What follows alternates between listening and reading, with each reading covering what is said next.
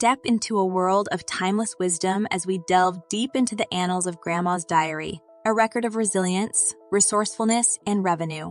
Grandmas across generations transformed their hobbies into sources of income. 1. The power of craftsmanship.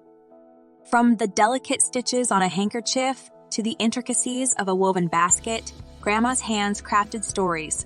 Items imbued with love, care, and uniqueness became treasures that neighbors and acquaintances were willing to purchase.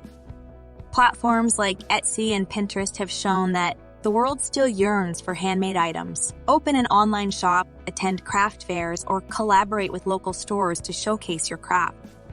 2. Culinary delights and money bites. Every festivity or season had Grandma churning out pies, cakes, preserves, or candies. Such treats became sought-after commodities in community gatherings. Capitalized on the global food trend, whether through starting a subscription snack box, hosting cooking webinars, or collaborating with local cafes to introduce your special dish, there are numerous avenues to explore. 3. Passing down wisdom.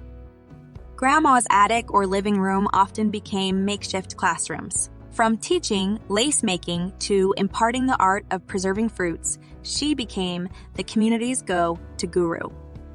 Online platforms have democratized teaching, host virtual workshops, create step-by-step video tutorials, or even offer one-on-one consultation sessions to share your skills. 4. Green thumbs, green bills. Beyond ornamental plants, Grandma's garden was a tapestry of fruits, vegetables, and herbs. Her produce often was the star of local farmer markets. With organic and local being the buzzwords, there is renewed interest in homegrown produce. Selling plant starters, offering gardening masterclasses, or writing a gardening guide are just some monetization avenues. 5. Tales, tours, and traditions. Beyond folklores, Grandma's recollections painted vivid portraits of bygone eras. People, especially younger generations, paid a small fee for these immersive experiences. Turn these tales into serialized podcasts, illustrated ebooks, or animated shorts. Platforms like Patreon can also help monetize content through memberships. 6. Repair, restore, resell. That rickety chair or rusted lamp under Grandma's care often underwent transformations. She'd sell these refashioned items at community sales or to antique enthusiasts.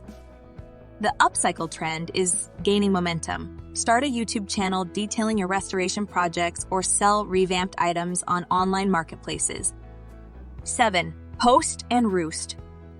Grandma's spacious home, with its vintage charm, often hosted travelers, artists, or students. She earned both money and stories in return. Explore home-sharing platforms. If hosting isn't your style, consider converting spaces into themed experiences, like a 1950s diner or a vintage cinnamon night. 8. Preserving memories. Armed with her trusty camera, Grandma documented events, landscapes, and portraits. Her skills were often enlisted for local events or special occasions. Photography, as a skill, has vast monetization potential, from selling prints to stock websites, conducting photo tours, or running photography boot camps. The opportunities are vast. 9. The art of bartering. Money wasn't always the medium. Grandma often exchanged her skills or goods for something she needed. A handmade quilt might be traded for fresh produce or repair services. Modern bartering systems, both online and offline, offer opportunities to swap services or products, creating a win-win situation without monetary exchange. Grandma's life, brimming with stories, also held myriad entrepreneurial lessons. While her methods were rooted in her time, the principles remain evergreen. Today, with countless platforms and tools at our disposal, monetizing hobbies has never been easier. It's about blending the old with the new, passion with practicality to carve a niche and create a revenue stream. As we fondly remember Grandma, let's cherish and implement her indomitable spirit in our endeavors.